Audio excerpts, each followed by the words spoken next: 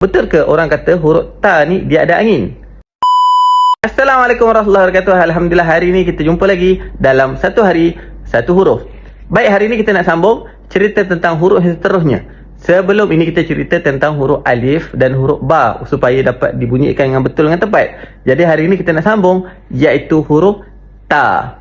Betul ke orang kata huruf ta ni dia ada angin? Baik, jom kita bincangkan. Tapi sebelum tu, pastikan share video ni dan follow sekarang.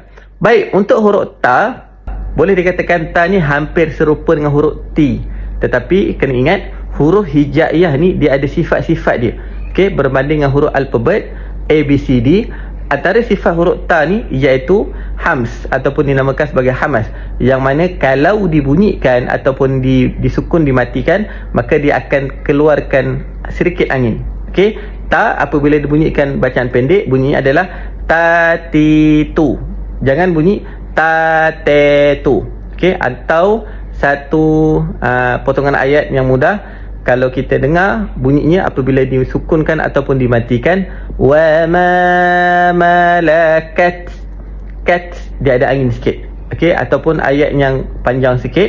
Okey, Al-Quran muka surah yang keempat, مثلهم كمثل الذي استوقد نارا فلما أضاءت ما حوله ذهب الله بنورهم فلما أضاءت dia berangin di situ. Tetapi itu adalah sifat yang kita kena raikan apabila kita dapatkan bacaan yang sempurna.